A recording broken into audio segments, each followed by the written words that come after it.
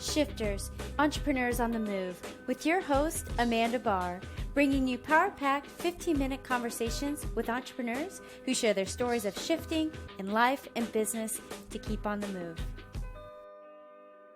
Welcome to the show. This is your host, Amanda Barr, and boy, do we have an incredible show for you today.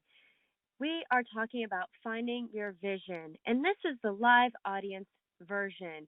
If you joined us live on Tuesday, you heard Carrie Conley and Laurel Conley. It's a mother-daughter team sharing about finding your vision and their story between tragedy and creating visions and having purpose behind what they do.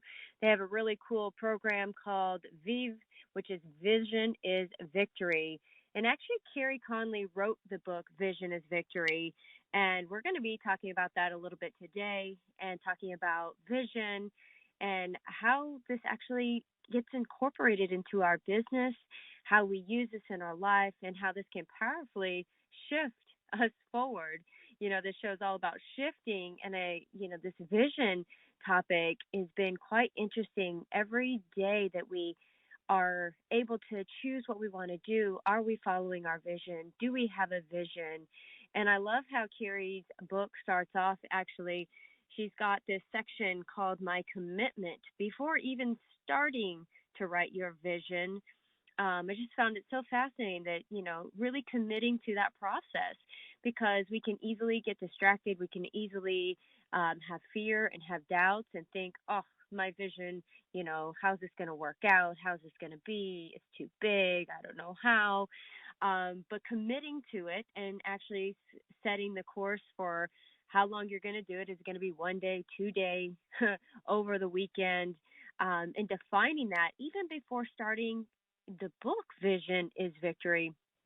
I just found it very fascinating. And just diving into this, I just wanted to share with you, the first section is, what is vision? And she's got this quote, says, the only thing worse than being blind is having sight but no vision. And that was by Helen Keller. And, this is so powerful in our business, in our life, in what we're doing. If we are blind, then what are we running for? And, I'm a dreamer. I always say I'm a dreamer, but there is a difference between dreams and a true vision. And that's how she launches this whole discovery of what is your vision. And, I think a lot of us probably, fall into that dreamer section, but dreamer is, someday, somehow, when everything aligns. And is that really fitting with what we are choosing every day to do? Or is it a hope, a dream that we're going to be able to, make $1 million or touch 1 million lives or have the family of our dreams? Are we dreaming that? Are we actually putting things into action, writing that out, and then fulfilling on it every single day? And so just think about that for yourself. Are, dreaming versus vision? And are we saying, and are you saying, someday the world will align and I will get to where I'm going to be? Or can you create that someday now? So I love that. Think about finding your vision. It feels like it's sometimes so far off in the distance, but that dreamer versus vision now and what we're able to create. And, the stories and the beliefs that we tell ourselves, sometimes this starts as, a very, very young. We will tell ourselves stories, we'll believe this, and then sometimes that becomes what we think life will be. That will be, showing up for us. And so vision versus dreaming. And I'm actually going to bring up a guest to talk about that. So let's bring up, just 1 second. Hi there. Hi, how are you? I can hear you. Oh, hi, Matt. How are you doing? I'm doing good. Happy Friday, everyone. Happy Friday. Yeah, welcome to the show. Thank you. So, when you asked me to be a part of this show, the word vision stuck out to me clear. Very much someone who's driven by vision and dreams.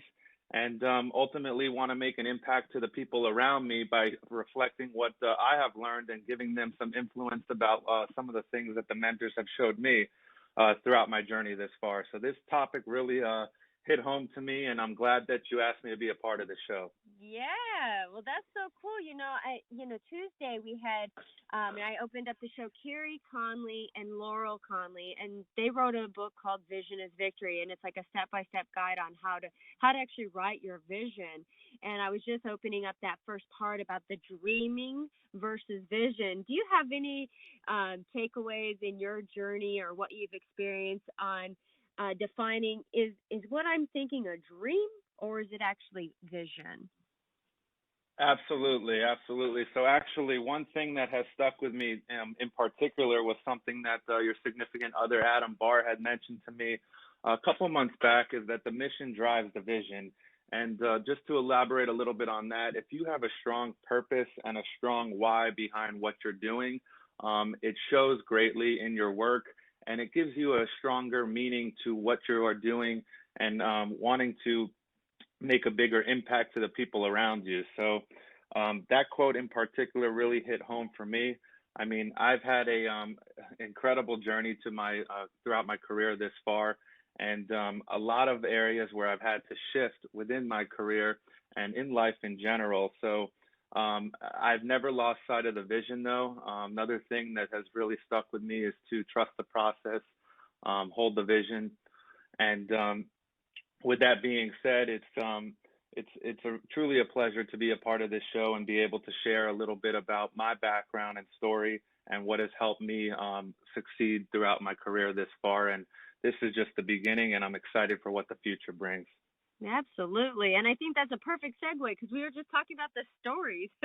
What stories and beliefs have we told ourselves or have we experienced that sometimes get incorporated into our vision? That could be positive and it also could be negative. So do you maybe tell us a little bit about your story and that can kind of pivot us into this, what have we told ourselves? I know I've told myself things and I believe things that weren't quite in alignment with what I wanted my vision to be.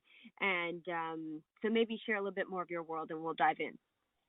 Absolutely. So my journey has been a wild ride. I mean, there's been ups and downs for sure, as there is with anything that you do.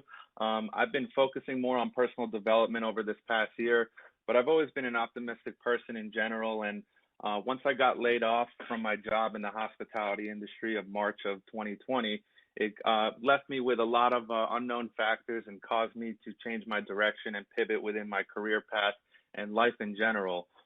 Just a few shifts that I've had to make to get to that point, though, is I grew up in Florida. I moved across the country from Florida to Washington when I first graduated college to pursue my career in the sports and entertainment field, specifically the food and beverage industry.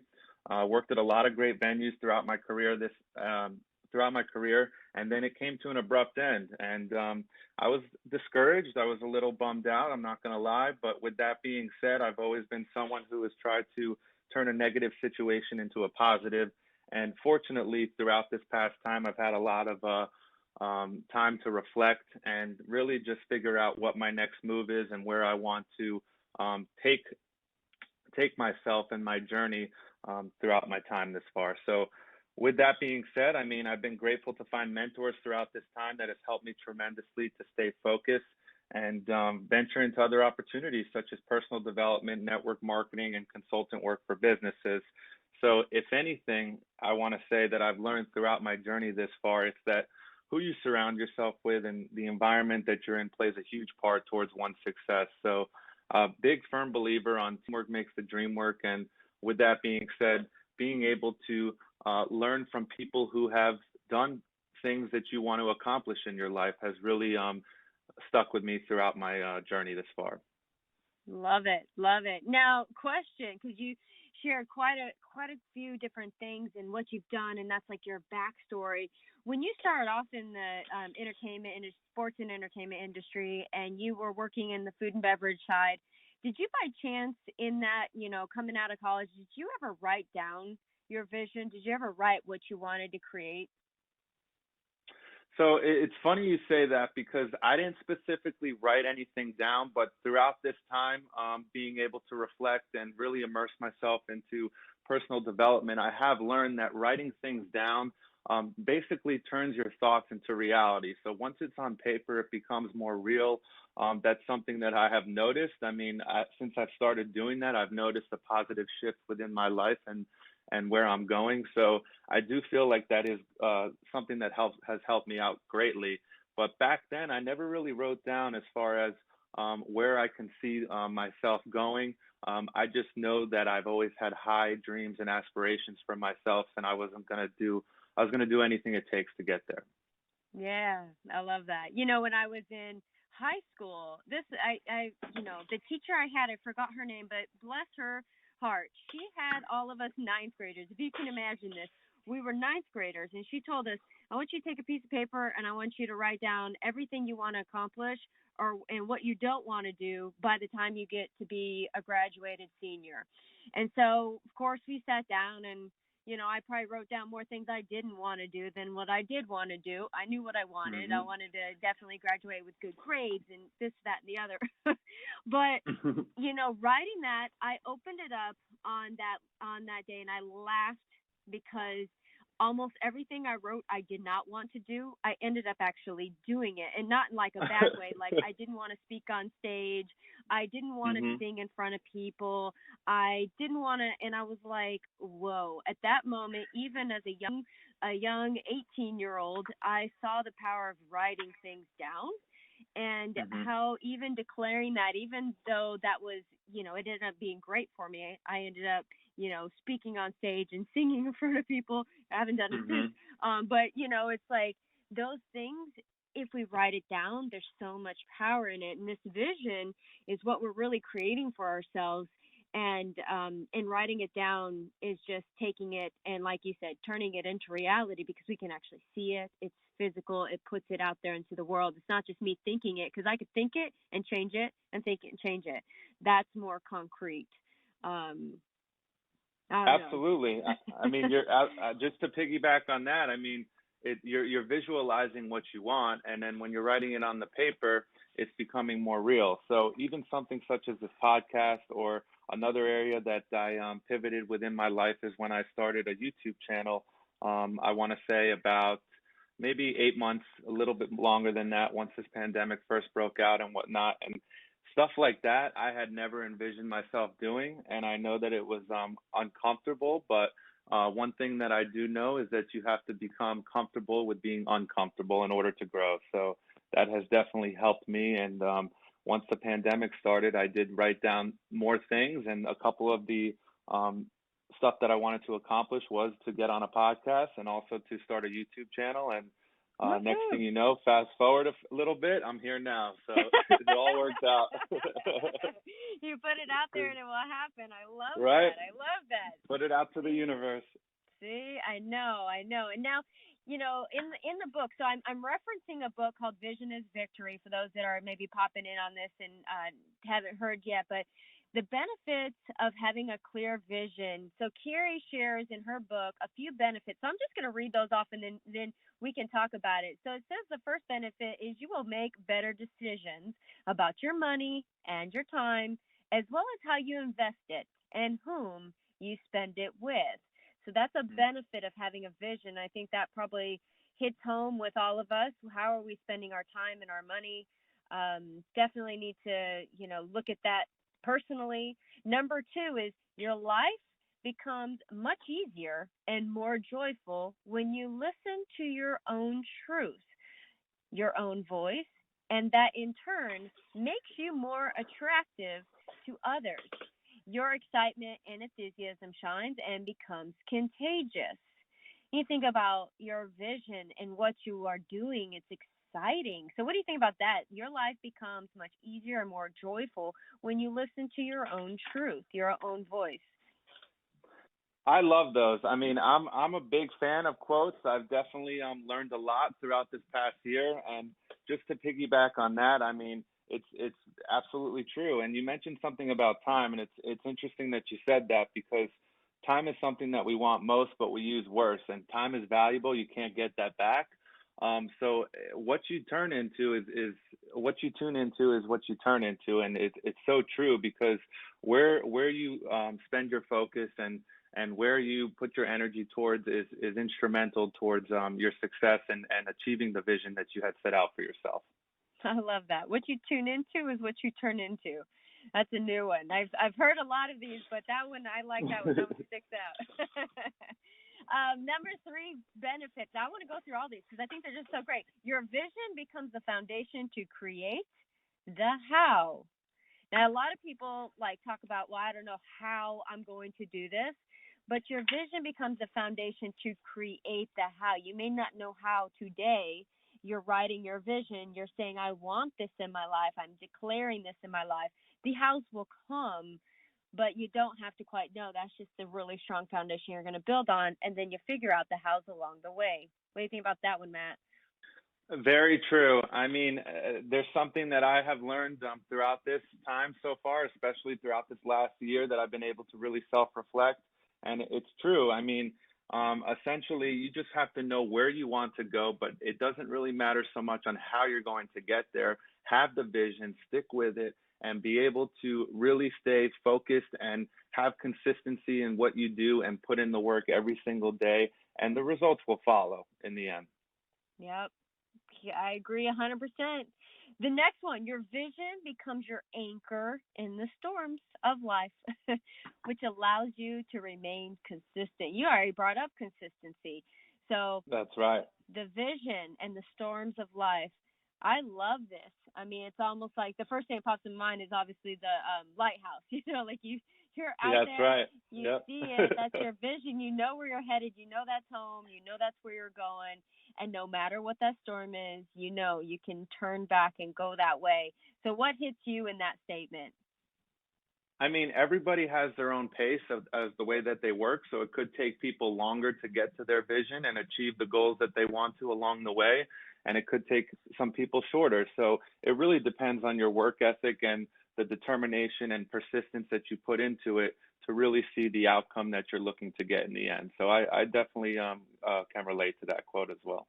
Yeah, and we're going to talk about fear and how this plays into our vision and how it can slow us down in just a few minutes. But yes, I agree. So number five, the vision is leadership and allows you to change not only your world but impact the world of others around you, including your children, your family, your community, your coworkers. So vision is leadership and allows you to change not only your world but impact the world of others around you. What's your takeaway on that one? That one's huge. I mean, that one sticks with me as well because I am a firm believer of empowering others and leading by example is key. So knowing that you have a strong vision and the people that you work with and you want to make an impact around you and enlighten them with some of the tasks that you have done along the way that has helped you and can help people possibly shorten the learning curve as well. I think that's huge. That really nails it for me. Yeah, yeah, and I think that as we're looking at this vision and diving into this, the impact and the leadership and all these different things, but one thing that is brought up in the book is about fear. That sometimes we just want to say, "Oh, I'm going to conquer it and move it through." And she actually brings a different approach to fear. She said, "Acknowledge it. Like, yeah, my dream or my vision is this. It might be so much bigger than what you can think you can do right now." And of course, fears come up usually if you have had any negative things happen, like you failed. Let's say you're taking a test, right? We'll make it easy. Hmm. I took a test in high school. I didn't do so well. I failed. So now that I'm out of school and I'm studying for some, let's say, credential for some type of line of work, Hmm. what's that thought process? If your vision is to be this kind of, professional and you need that license, you're going to have to take the test. But that vision needs to be stronger than you taking the test and fearing that you're going to fail it. You know what I mean? So these Absolutely. fears, how did the fears come up and so in terms of vision and fear, are there any things in terms of your vision that you have had fears pop up along the way? And then I'll talk about how she So says to overcome it or get through it. a- Absolutely. I mean, fear is a really strong word, and I feel like a lot of people get stuck behind that word. And I mean, it's funny because I have something on my phone as my screensaver, and it says fear has two meanings: forget everything and run, or face everything and rise. The choice is yours. So Mm. it really is it really is your perspective on how you look at fear. I mean, people can face fear with full throttle and be able to just kind of plunge through it and get to where they want, or they can let it hold them back. So your mindset plays a big part in that, because depending on how you look at fear, I feel like is going to determine where you get in life. Wow. Can you say that again? Fear, two different ways. I just think it's So valuable to hear it twice. absolutely, absolutely. Fear has two meanings: forget everything and run, or face everything and rise. The choice is yours. Love it. Love it. It's a great thing to remember every single day, to read, to even write. Um, so in this, what's interesting is she writes down a vision. When you think of vision, before I tell you the time frame she puts a vision on, how long is your vision? Matt, when you said, I want to have this vision for my life now, is your vision 1 year, 5 years, 10 years, 20 years? So I think it changes. I feel like life throws you obstacles along the way, and it depends on what the circumstances are. If it could take you a year, it could take you 5 years, it could take you 10 years. But generally, I feel like me in particular, for where I want to get to, I feel like my vision is going to take me at least, I'd say, 3 to 5 year journey to get to where I want to get to. Yeah. And I think it's, looking at the difference of your vision versus goals, because we set goals and those things are aligning with our vision. Carrie puts in the book Vision is Victory that there's a 3 year exercise that you do for your vision, a 3 year. And she does this really cool. She says, on the next lines, write down the following numbers in relationship to 3 years from today, as Hmm. it is the date now. And she says, put your age, put the ages of your children. So 3 years from now. So if we did this today, Mhm. I'm this old and I'm going to put my 3 years from now age, and then put the age of your kids, and then put the age of your parents. And you're like, well, what do my parents have to do this? But it's the people that are around you, and how old is everybody going to be when you reach your vision of these things that you're writing down. So she puts it in a 3 year time frame. What do you think about that, and writing your ages out? I like that. And to be honest, that is a new one to me. I have heard about writing your age and writing about how long it's going to take you to get there, but I would never think to incorporate the people around you that you can also make an impact towards as well.